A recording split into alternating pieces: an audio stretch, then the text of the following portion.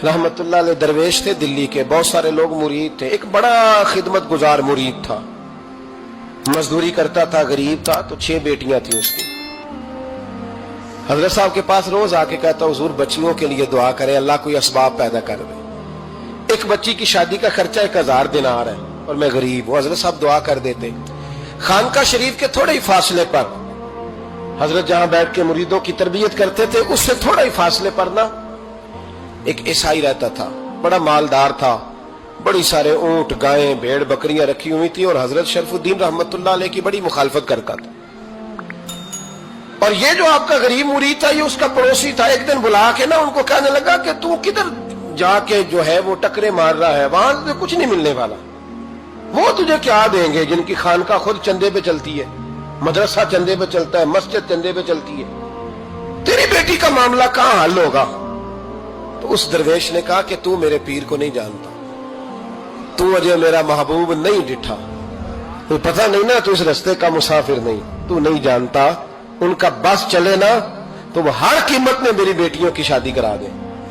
अब वो ईसाई था, कहने लगा अच्छा चलो ठीक है, अगर इतनी बात है ना तो जाओ उनसे जाके कह दो कि 6 साल के लिए मेरे साथ मुआहदा कर लें, वो मेरे जानवरों को चारा डाल दिया करे, 6 साल ड्यूटी करे, मैं 6000 दिनार दे देता हूं। वो मेरे साथ 6 साल मेरे जानवरों को चारा डाले रखते हैं ना, अब चारा डालने के लिए एडवांस पैसे दे के।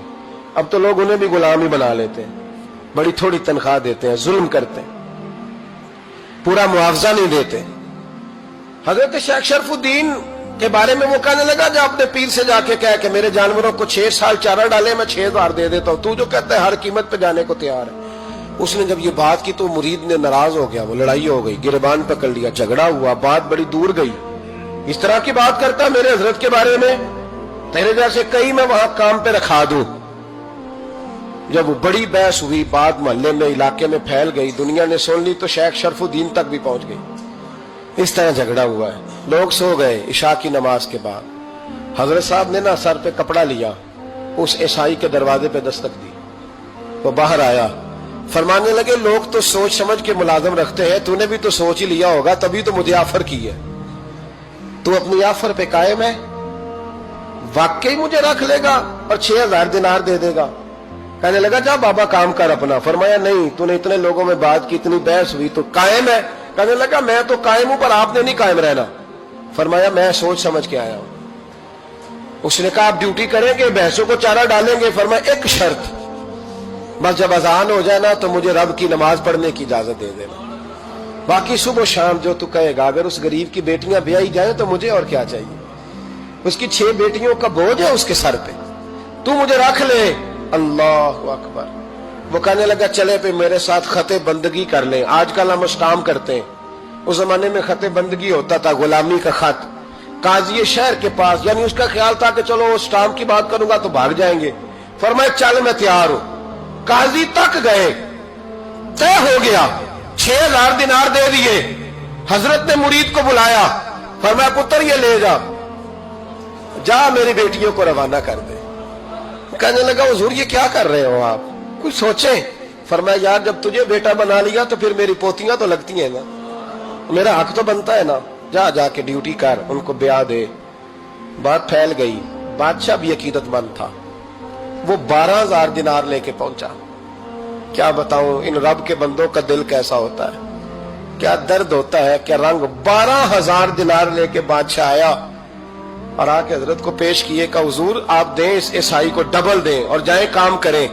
आप फरमाने लगे तू पैसे दे, शर्तें ना लगा, मेरा जहां दिल करेगा मैं खर्च करूंगा, मुझे तो मजा ही अब आने लगा है, अभी तो लुत्फ आ रहा है, अभी तो जायका आया है कुछ करने का, पैसे देने हैं तो दे, पाबंदी ना लगा, जहां मेरा दिल करेगा मैं। उसने कहा हुजूर ठीक है रख ले। हजरत ने फजर मस्जिद में पढ़ी, जेब में 12000 दिनार थे, ऐलान फरमाया भी किसी और की बेटी भी बैठी है तो पैसे मेरे पास है। वो 12000 दिनार भी बांट दिया और 12000 दिनार बांट के ना तो फिर चले गए खेत में चारा काटने। उस ईसाई को किसी ने बतलाया कि उनके पास तो 12000 आया है, पर तुझसे जान नहीं छुड़ाई उन्होंने, कि वादा ये हुआ था कि 6 देंगे तो जाएंगे, जब तक देंगे नहीं तेरे घर में काम करेंगे। वो ना चारा काट रहे थे, हजरत साहब तो वहां पहुंच गया, दूर जाके खड़ा हो गया, कहने लगा बाबा پہلے تو میں نے مسلمانوں کے اخلاق سنے تھے، اب تو میں نے دیکھ بھی لیے، پر یہ بتا جب 12,000 آیا تھا جان کیوں نہیں چھڑائی؟ تو حضرت چارہ کاٹتے کاٹتے رو پڑے، فرمانے لگے تو نہیں نہ جانتا یہ بیٹیاں سانجی ہوتی ہیں، پتہ نہیں نا؟ میرے رسول پاک نے تو حاتم تائی کی بیٹی کے سر پہ کپڑا رکھ کے کہا تھا بیٹیاں برابر ہوتی ہیں، تو یہ نہیں پتا جب اس کی 6 بیٹیوں کی شادی ہوئی ہے میرے اندر روحانیت کتنی بڑی ہے۔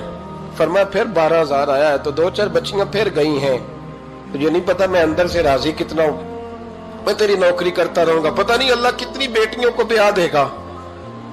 اتنا رویا وہ عیسائی کے پیروں میں بیٹھ گیا، کہنے لگا بابا میں نے تیری مخالفت کی ہے پر تیرے قریب آ کے پتہ چلا ہے کہ تو بہت اونچے اخلاق کا مالک ہے، اور اگر تیرا یہ مقام ہے تو تجھے اخلاق سکھانے والے محمد عربی کی شان کتنی ہوگی۔